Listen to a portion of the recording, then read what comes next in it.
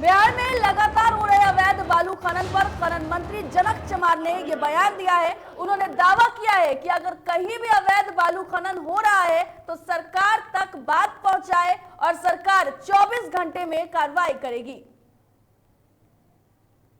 तो 24 घंटे में कार्रवाई करने की बात जो है वो खनन मंत्री ने कही है। उन्होंने कहा लगातार अवैध बालू खनन का मामला जो है वो बिहार में गर्माता जा रहा है। अब इसी को लेकर के खनन मंत्री ने यह बड़ा दावा किया है। उन्होंने कहा है कि 24 घंटे के अंदर इसकी जानकारी देने पर कार्रवाई की जाएगी। कार्रवाई करने के लिए सरकार तत्पर है। आपने देखा होगा कि आजाद भारत में और बिहार प्रदेश में लोकतांत्रिक तरीके से सरकार चल रही है। सबसे बड़ी अभी कार्रवाई हुई है, वो आईएएस अधिकारी हो, आईपीएस हो, बीपीएससी हो, कोई भी अधिकारी। बिहार के यशस्वी मुख्यमंत्री जी तो बार बार कहते हैं कि न्याय के साथ सुशासन की सरकार, ना हम बझाते हैं, न फंसाते हैं, न छोड़ाते हैं। जो अच्छा काम पदाधिकारी करते हैं उनको अच्छा सम्मान में देख रहे हैं कि किस तरह से कार्रवाइयाँ हो रही हैं। इतना ही नहीं, आज तो हम धन्यवाद देना चाहते हैं, कई पेपरों में निकला है कि जिन लोगों के ऊपर कार्रवाई हुई थी आर्थिक अपराध के तहत, अब उनकी संपत्ति भी जांच चल रही है। और मुझे लगता है कि आने वाले दिनों में जो अवैध तरीके से संपत्ति को अर्जित लोगों ने किया था उनकी संपत्ति भी जब्त होने की प्रक्रिया चल रही है। तो खुले आह्वान लोगों को किया है कि अगर कहीं सोशल मीडिया के माध्यम से अगर आपको जानकारी मिल रही है तो आप व्हाट्सएप करें, मुझे सरकार के करीब पहुंचाए और उस पर कार्रवाई 24 घंटे के अंदर मैं करता हूं। कहीं भी किसी अंचल और प्रखंड में इस तरह की बात मुझे अगर जानकारी मिलती है तो 24 घंटे के अंदर वहां कार्रवाई होती है। और इस खबर पर ज्यादा जानकारी के लिए निषेध हमारे साथ फोन लाइन पर जुड़ गए हैं। निषेध, खनन मंत्री ने यह बड़ी बात कह दी है और जल्द से जल्द जो लोग भी इस कार्रवाई में संलिप्त होंगे, जिनकी जानकारी दी जाएगी, उन पर अब 24 घंटे के अंदर कार्रवाई की जाएगी। बिल्कुल, देखिए लगातार अवैध बालू खनन हो रहा है अभी भी। और अगर पटना की बात करें तो पटना के भी कई दियारा क्षेत्र के इलाके हैं यहाँ पे बालू खनन हो रहा है। सरकार कार्रवाई करती है, ये नहीं कह सकते हैं कि सरकार की ओर से कार्रवाई नहीं होती, कार्रवाई होती है, लेकिन उसके बावजूद भी जो अवैध बालू खनन है उस पर फुल स्टॉक नहीं लग पा रहा है। प्रशासन कार्रवाई करती है, कुछ दिन की बात करें कुछ दिन वहाँ पे मामला शांत होता है, लेकिन उसके बाद फिर से अवैध बालू खनन का काम धड़ल्ले से जारी है लोगों का। लेकिन अब मंत्री जी ने यह आश्वासन दिया है कि अगर उनके पास कहीं से भी कोई भी अगर सूचना या कंप्लेन मिलती है अवैध बालू खनन को लेकर के तो 24 घंटे के अंदर कार्रवाई करेंगे। तो बहुत बड़ी बात उन्होंने कही है कि 24 घंटे के अंदर वो चिन्हित करके उन लोगों पे कार्रवाई करेंगे। और इससे पहले जिन लोगों पे कार्रवाई हुई है उनकी जो संपत्ति की भी अब जांच की जा रही है। और यह भी कहा मंत्री जी ने कि उनकी संपत्ति को भी जब्त किया जा सकता है। निषेध, आम लोगों से भी ये कहा गया है उनकी तरफ से कि अगर कोई भी जानकारी मिलती है तो सरकार को दे और सरकार कार्रवाई करेगी। बिल्कुल, देखिए आम लोगों से भी अपील की है खनन मंत्री जनक राम ने और कहा है कि आप लोगों के पास किसी भी माध्यम से अगर कोई भी जानकारी होती है अवैध बालू खनन को लेकर के, चाहे वो सोशल मीडिया के जरिए हो, क्योंकि काफी वीडियोस भी वायरल हो रहे हैं आजकल सोशल मीडिया पे अवैध बालू खनन के। दियारा इलाके के दानापुर की बात करें तो उधर के इलाकों के काफी बालू खनन है वो सोशल मीडिया पे वायरल हो रहा था। तो इसको लेकर के मंत्री जी ने कहा है कि अगर कहीं से भी सूचना आम लोगों को भी अगर मिलती है तो वो जानकारी हम तक पहुंचाए और हम उस पे 24 घंटे के अंदर कार्रवाई करेंगे। बिल्कुल निषेध, बहुत बहुत शुक्रिया आपका तमाम जानकारी के लिए। तो खनन मंत्री ने ये बड़ा दावा किया है, बड़ी बात कही है। उन्होंने कहा है कि 24 घंटे के अंदर उन लोगों पर कार्रवाई होगी जिसके बारे में अगर आम लोग या फिर किसी तरीके से सूचना सरकार को मिलती है कि अवैध बालू खनन हो रहा है तो उन पर 24 घंटे के अंदर जो है वो कार्रवाई की जाएगी। लगातार अगर हम बात करें तो बिहार में अवैध बालू खनन का मसला सामने आ रहा है, सरकार कार्रवाई भी करती है लेकिन इस पर कहीं से भी रोक नहीं लग रहा है, जिसके बाद से खनन मंत्री ने अब ये बड़ा दावा किया है। जातीय जनगणना को लेकर आज राजद पूरे प्रदेश में जिला मुख्यालय में धरना प्रदर्शन कर रही है और राजद द्वारा किए जा रहे आयोजन को लेकर जेडीयू नेता नीरज कुमार ने तेजस्वी यादव पर हमला किया है। उन्होंने कहा है कि धरना प्रदर्शन करना सभी राजनीतिक दलों का अधिकार है, लेकिन फेसबुक ट्विटर के माध्यम से प्रदर्शन करना कोई अच्छी चीज नहीं है। साथ ही उन्होंने जनता के बीच रहना है तो सड़क पर उतरना होगा, ये बातें कही हैं। उन्होंने कहा कि माना जाएगा कि वह जनता के हित में आवाज उठा रहे हैं। साथ ही उन्होंने तेजस्वी यादव सहित लालू परिवार पर भी तंज कसा है। दावा करती है कि मुँह से मांग लिए थे विशेष राज्य का दर्जा, अरे मांग माना ना, विधानसभा का सम्मत प्रस्ताव है ना, तो इस प्रस्ताव पर लगातार हम अपनी बात को कहते रहेंगे ना। ये अधिकार है ना, ये अधिकार लोकतंत्र में विधायिका को प्राप्त है। तो हम ये और हमारे लिए ये महत्वपूर्ण इसलिए है, बिहार जैसे राज्य में सामाजिक आर्थिक जनगणना, जो समाज के जो वंचित तबके उसके लिए विशेष अवसर, और जो समाज के अंदर बदलाव की पटकथा लिखना, उनके मानव विकास सूचकांक का, वह भी बेहतर। उसमें आर्थिक जनगणना में संपत्ति उपत्ति भी आ जाएगा, कौन किसके नाम से रखे हुए, सब कुछ डिटेल अगर आ जाएगा तो लोगों को आत्मसंतुष्टि होगी और लोग अपना नजरिया साफ करके देखेंगे कि न्याय के साथ विकास का मॉडल बेहतर या तथाकथित सामाजिक न्याय के नाम पर संपत्ति अर्जन करो वह मॉडल। आशीर्वाद यात्रा के दरमियान चिराग पासवान सीतामढ़ी पहुंचे, जहां चिराग का हजारों की भीड़ ने रूनी सैदपुर टोल प्लाजा पर जोरदार स्वागत किया। इस मौके पर लोजपा नेता पिंटू कुमार ने कहा है कि चिराग के साथ पूरे बिहार का आशीर्वाद है।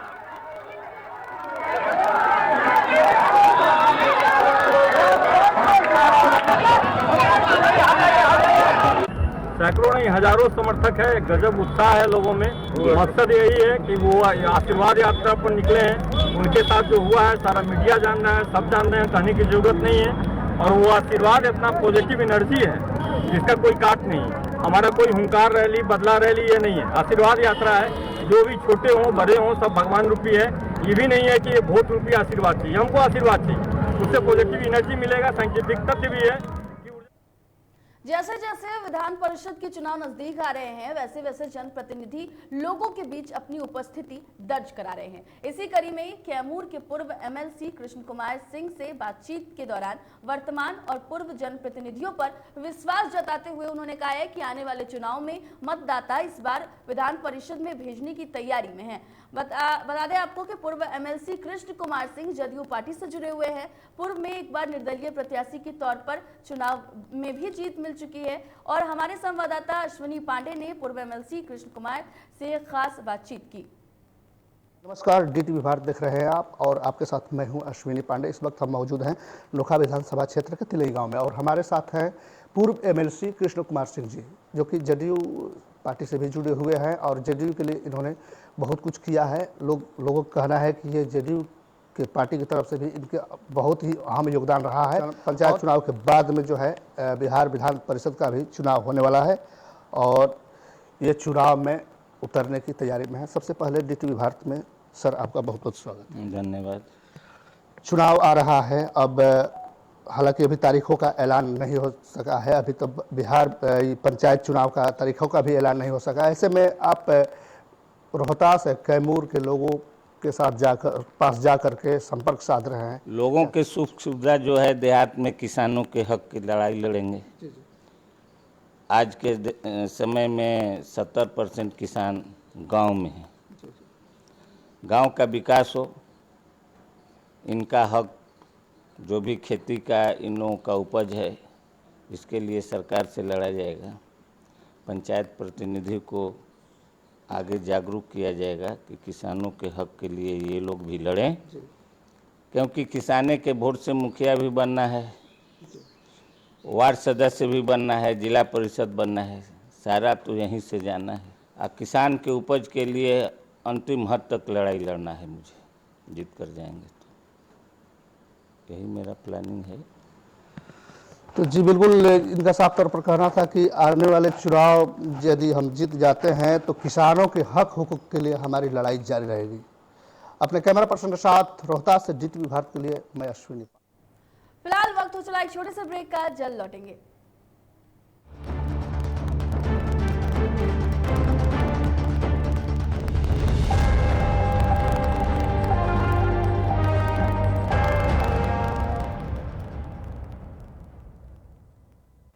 अश्लीलता से दूर, भक्ति से भरपूर, कान फोड़ू नहीं, मधुर वाणी, जिंदगी का सार, राम की कहानी, रामचरितमानस का संपूर्ण पाठ, सुबह और शाम 6:30 बजे देखिए रामायण, सिर्फ और सिर्फ डीटीवी भारत पर।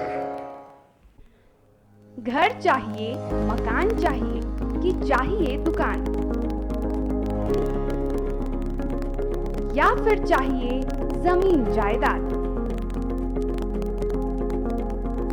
वो भी बिना ब्रोकर, बिना कमीशन के, 100% legal.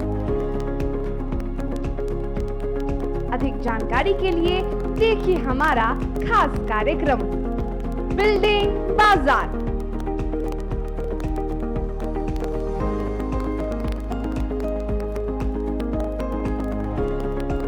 Finance expert engineer Madan Gupta के साथ सिर्फ DTV भारत पर, शनिवार और रविवार रात 8:30 बजे।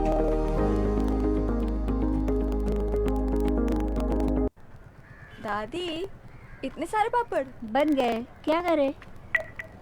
कच्चा पापड़, पक्का पापड़, एक्स्ट्रा पापड़, इंस्टा पापड़, कक्कड़ दादी के चक्का पापड़ विद ऑनलाइन प्रेजेंस बन गया धाकड़। फोन पे करके ऑर्डर ही ऑर्डर, सब वाह हो गए इसको खाकर। कच्चा पापड़, पक्का पापड़, चंडीगढ़ टू चेन्नई बढ़िया सापड़। कच्चा पापड़, पक्का पापड़, एक्स्ट्रा पापड़, इंस्टा पापड़। बिजनेस बढ़ाओ इंडिया के फास्टेस्ट 4G के साथ। स्पीड से बढ़ो विद वी गिगानेट। और ये रहा आपका बर्थडे गिफ्ट। पापा, बेटा ये कैसा है? ये दुनिया क्यों न समझे, मेरी दुनिया बदल गई।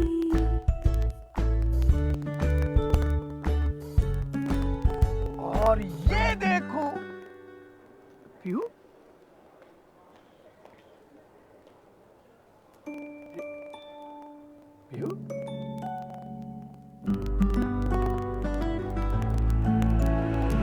गुड़ियों से खेलने वाली तेरी गुड़िया बड़ी हुई। बच्चे कब बड़े हो जाते हैं पता ही नहीं चलता।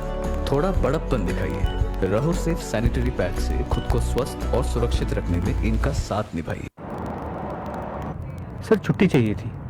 क्यों? गांव के सारे घर कच्चे थे, बाढ़ में ढह गए, मेरा भी। Good morning sir. देखिए, बुनियाद भी पक्की, आपका नया घर भी पक्का, सालों साल चलेगा सर। ठीक है, ले लो छुट्टी।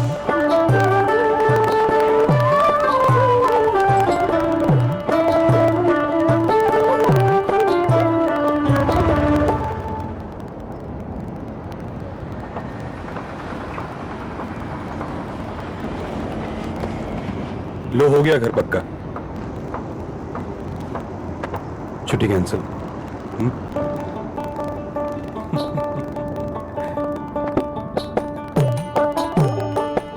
सच्ची खुशी वही होती है जिसकी बुनियाद दूसरों की खुशी में हो।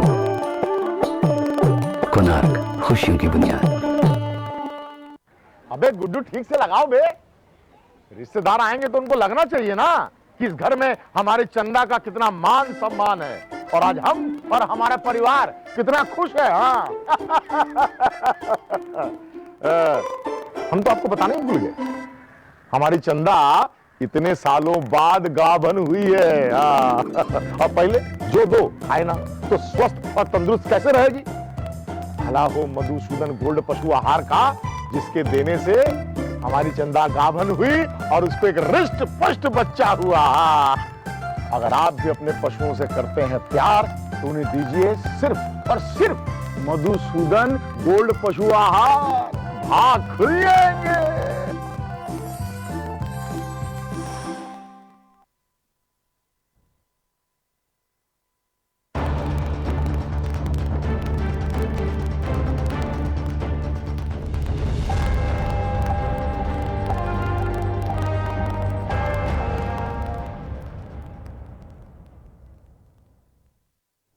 ब्रेक के बाद स्वागत है, बढ़ते हैं खबरों की ओर।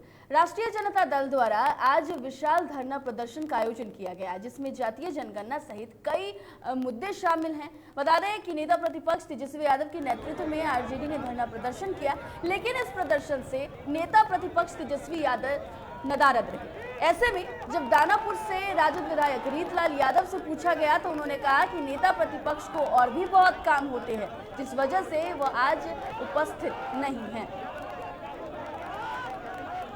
तो बता दें आपको कि आरजेडी ने आज जातीय जनगणना के साथ साथ कई ऐसे अहम मुद्दे हैं जिसको लेकर के ये विशाल धरना प्रदर्शन किया। कई कार्यकर्ता, कई नेता इस धरना में शामिल हुए। जगदानंद भी मौजूद रहे, रीतलाल यादव भी मौजूद रहे, तो पार्टी के कई जो बड़े दिग्गज हैं वो इस धरना में शामिल रहे। लेकिन तेजस्वी यादव इस धरना प्रदर्शन से नदारद रहे, जिसके बाद से सवाल लगातार उठ रहे हैं कि आखिरकार तेजस्वी यादव मौजूद क्यों नहीं थे। लेकिन जब रीतलाल यादव से सवाल किया गया तो उन्होंने साफ तौर पे कहा कि तेजस्वी को और भी काम होते हैं और वो उन कामों में व्यस्त हैं। दरअसल आरजेडी आज धरना प्रदर्शन कर रहा था और काफी संख्या में कार्यकर्ता जो थे, आप तस्वीरों में देखिए किस तरीके से वो मौजूद थे। हालांकि इनकम टैक्स से ज्यादा आगे वो नहीं बढ़ पाए, पुलिस ने उन्हें वहीं पर रोक दिया, लेकिन धरना प्रदर्शन आरजेडी की तरफ से किया गया। कई ऐसे अहम मुद्दे हैं और जिसमें जातीय जनगणना एक सबसे बड़ा मुद्दा है जिसको लेकर के आरजेडी ने प्रदर्शन किया।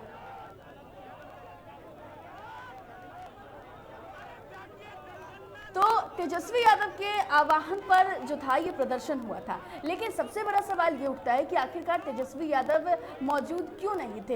हालांकि अब विपक्ष जो है वो इस मुद्दे को लेकर के लगातार जो प्रदर्शन कर रहा है, ऐसे में अब सत्ता पक्ष भी तेजस्वी यादव पर सवाल जरूर उठाएगी।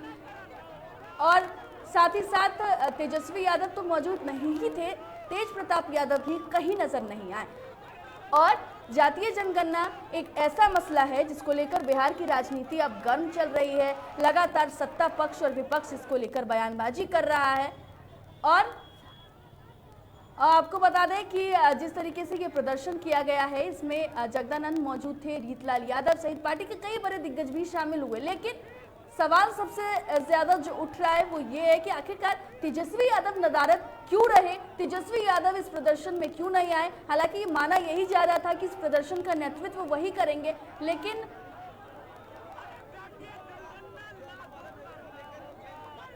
तो आपको बता दें कि जिस तरीके से ये धरना प्रदर्शन किया गया उसमें साफ तौर पर विधायकों ने ये कह दिया है कि तेजस्वी को और भी काम है और उन्हीं कामों में तेजस्वी व्यस्त थे, इसी वजह से वो इस प्रदर्शन में शामिल नहीं हुए। हालांकि इस प्रदर्शन में तेजस्वी की गैर मौजूदगी से कोई खासा असर देखने को नहीं मिला। प्रदर्शन जिस तरीके से होना था वो हुआ, आरजेडी ने प्रदर्शन किया और आरजेडी कार्यालय के बाहर ये प्रदर्शन हुआ। हालांकि इनकम टैक्स से आगे ये प्रदर्शन नहीं बढ़ सका और पुलिस बल जो थी वो काफी ज्यादा तैनात थी वहां पर।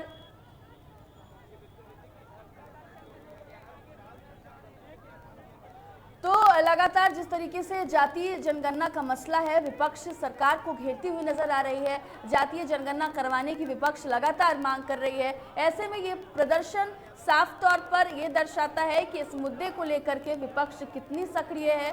और तेजस्वी यादव ने भी पिछली बार जब वो मीडिया के सामने आए थे तो उन्होंने इसकी जानकारी दी थी कि वो जातीय जनगणना को लेकर प्रदर्शन करेंगे और सीएम से भी उन्होंने मुलाकात की थी और जातीय जनगणना करवाने की मांग की थी। तो लगातार विपक्ष जो है वो मांग कर रहा है जातीय जनगणना करवाने की। साथ ही साथ अगर नीतीश कुमार की बात कर ले तो उन्होंने भी पीएम को पत्र लिखा था, समय मांगा था बात करने के लिए। हालांकि इसको लेकर के अभी उनकी तरफ से कोई स्पष्टीकरण सामने नहीं आया है, वक्त अभी नहीं दिया गया है। लेकिन जातीय जनगणना अब बिहार की सियासत में एक गर्म मुद्दा बन गया है और माननीय मुख्यमंत्री जब धीरे धीरे हर व्यक्ति मेरे साथ आए, जब माननीय मुख्यमंत्री राज्य के राजा हैं वो आ चुके हैं मेरे साथ जनता के प्रति, धीरे धीरे जो नहीं आए वो भी आए। लाल जी, लेकिन सत्ता पक्ष कहती है कि तेजस्वी यादव गायब है, सत्ता पक्ष कह रही है तेजस्वी यादव नदारद है। तेजस्वी यादव के पास अनेकों कार्ड है, हम लोगों के पास अनेकों कार्ड है। जो पार्टी का गाइडलाइन है, हर व्यक्ति हर तरह का काम करता है, हर व्यक्ति एक ही काम नहीं करता है। जो हमें काम करना है वो हम कर रहे हैं, जो माने प्रतिपक्ष नेता है तो उनको जो काम कोरोना संक्रमण में कमी आने के के बाद से बिहार में 7 अगस्त यानी कि शनिवार से अनलॉक 5 प्रभावी हो गया है। इसके तहत सूबे में साप्ताहिक बंदी को छोड़कर सभी तरह की दुकानें और प्रतिष्ठान अब रोज खुलेंगी। साथ ही महीनों से बंद पड़े स्कूल और कोचिंग संस्थान के साथ ही शॉपिंग मॉल और सिनेमा हॉल भी खुलेंगे। फिलहाल 9वीं और 10वीं तक के स्कूलों को खोलने का निर्णय लिया गया है। बाद में 7वीं तक की कक्षाएं भी शुरू कर दी जाएंगी। सार्वजनिक वाहनों में यात्रियों को पूरी क्षमता के साथ बैठाया जा सकता है। राज्य सरकार के आदेश के तहत अनलॉक 5 की गाइडलाइन 25 अगस्त तक प्रभावी रहेंगी।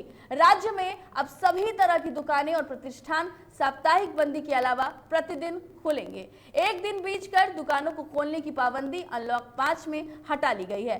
इससे व्यवसायी वर्ग के साथ साथ आम लोगों को भी काफी सहूलियत होगी। फिलहाल दुकानों को शाम 7 बजे तक ही खोला जा सकेगा। सीतामढ़ी के रूनी सैदपुर टोल प्लाजा पर बीती 18 जुलाई से लगातार कोरोना का जांच शिविर जिलाधिकारी के निर्देश पर लगाया जा रहा है। इस शिविर में मुसाफिरों का कोरोना जांच किया जा रहा है। रोजाना लगभग 1200 से अधिक जांच का लक्ष्य रखा गया है और अब तक 30,000 से ज्यादा लोगों की जांच हो चुकी है। वहीं राहत की बात यह है कि अभी तक कोरोना पॉजिटिव मरीज नहीं मिले हैं।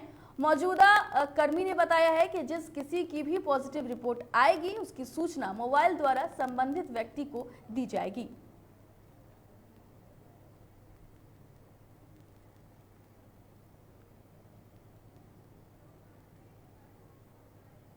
रोहतास के बेलवेया चौक के पास पुलिस ने बड़ी कार्रवाई की है। 4 शराब कारोबारी को गिरफ्तार किया है। इस संबंध में भानस ओपी अध्यक्ष उपेंद्र नारायण यादव ने बताया है कि 4 शराब कारोबारियों को गिरफ्तार किया गया है, जिसके पास से पुलिस ने 2 बाइक और लगभग 300 अंग्रेजी शराब बरामद किया है। फिलहाल सभी शराब कारोबारी का मेडिकल जांच कराने के बाद जेल भेजा जाएगा।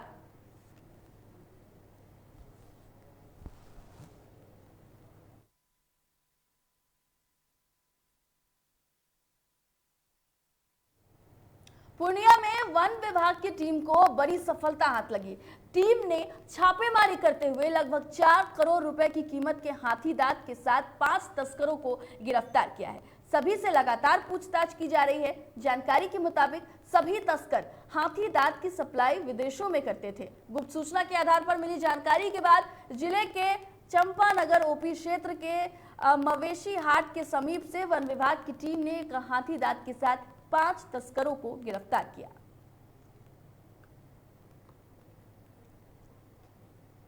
डकैती की योजना को कटिहार पुलिस ने विफल कर दिया है। वहीं पुलिस ने बलरामपुर थाना क्षेत्र के बहियार में पुलिस ने बम बारूद से लैस 4 डकैतों को गिरफ्तार किया है। पुलिस अधीक्षक ने कहा है कि यह चारों अपराधी अपराध की योजना बना रहे थे। इस दौरान पुलिस ने 4 लोगों को गिरफ्तार किया है। इन लोगों के पास से 3 जिंदा देसी बम बनाने की सामग्री और 1 देसी कट्टा, 2 जिंदा कारतूस बरामद किया गया है। मंडल पुलिस पदाधिकारी बारसोई के नेतृत्व में थानाध्यक्ष बलरामपुर, थानाध्यक्ष सुधानी, थानाध्यक्ष तेलता एवं अन्य पुलिस पदाधिकारी कर्मी को भेजा गया, जहां ग्रामीणों के सहयोग से बागडोगरा के बांसवाड़ी में छापामारी पुलिस के द्वारा की गई और भागने के क्रम में 4 डकैती कांड के अभियुक्तों को। पटना सिटी के बहादुरपुर में विवाहिता का संदिग्ध अवस्था में शव मिलने से इलाके में सनसनी फैल गई। मृतका के परिजनों के मुताबिक ससुराल वाले ने विवाहिता को पीट कर मार डाला। उसके बाद शव को आत्महत्या का एंगल देने के लिए फांसी के फंदे से लटका दिया। फिलहाल पुलिस ने मौके पर पहुंचकर शव को कब्जे में लेकर पोस्टमार्टम के लिए भेज दिया है और मामले की जांच में जुट गई है। मामला एक लड़की है जो फांसी लगाई है, उसको हत्या किया गया है। दहेज हत्या का मामला बनता है। सर कहाँ के लड़की रहने वाली थी? अभी हम जांच कर रहे हैं। तब ये लड़का का घर ये कहाँ का? यही गिरफ्तारी की गई है सर? अभी हम लोग जांच कर रहे हैं। गिरफ्तारी किया जाए। हाँ, कुछ लोग गए, गिरफ्तारी हुई है। हम लोग उसको वेरीफाई कर लेते हैं कौन कौन गया है, उसके बाद बताएं। जानकारी हमको यही मिली, सवेरे से खबर आई, हम भी बहादुरपुर के गुमटिया के रहने वाले हैं जी। खबर आई कि ऐसा ऐसी घटना हो गई, सब हम लोग सुन लिए, तब सबको अब हम चौके यहाँ हमारे जिस तरह जैसे थे अब उसी तरह यहाँ। कब शादी हुई थी? शादी 20 जून को हुई थी, 20 जून को। कौन लोग थे?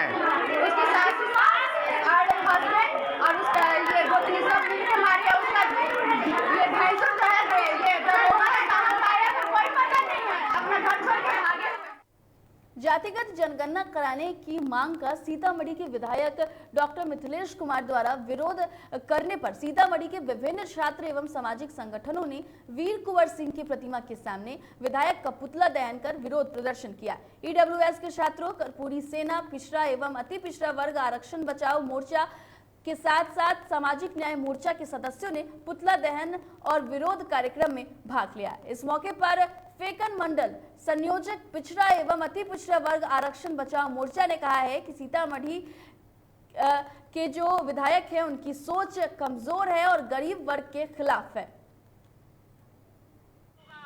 स्थानीय विधायक सुशील कुमार जी ने विरोध जताया कि ये गलत है, जातीय जनगणना नहीं होना चाहिए, जबकि जन जन की मांग है कि जातीय जनगणना होना चाहिए। इससे एक ये होगा जो कि जब जाति की जनगणना होगी तो सबको पता लग जाएगा किस जाति में कौन गरीब है, कितने अमीर है, उस हिसाब से किसी भी योजना में उसको उस तरह का लाभ मिलेगा। तो सीतामढ़ी विधायक का पुतला दहन किया गया है। दरअसल जातीय जनगणना को लेकर लगातार बिहार के कई जिलों में बवाल है, राजनीति भी गर्म है। ऐसे में अब विधायक ने जब जातीय जनगणना का विरोध किया तो कई समाजसेवी संगठनों ने इसका जो है वो विरोध किया और उसके बाद विधायक के विरोध में उन्होंने पुतला दहन किया है। और जिस तरीके से लगातार जातीय जनगणना को लेकर के अब सियासत गर्म है, ऐसे में कई जिलों में इसको लेकर के बवाल भी देखा जा रहा है। जमशेदपुर में झारखंड के स्वास्थ्य मंत्री बन्ना गुप्ता ने सड़क पर उतरकर ऑटो चलाते हुए दिखे। उन्होंने बताया कि ऑटो यूनियन से उन्होंने राजनीतिक करियर की शुरुआत की थी। इस दौरान ऑटो चालक स्वास्थ्य मंत्री को अपने बीच पाकर खुश नजर आए। वहीं बन्ना गुप्ता ने ऑटो चालकों से सीएनजी ऑटो इस्तेमाल करने की भी अपील की।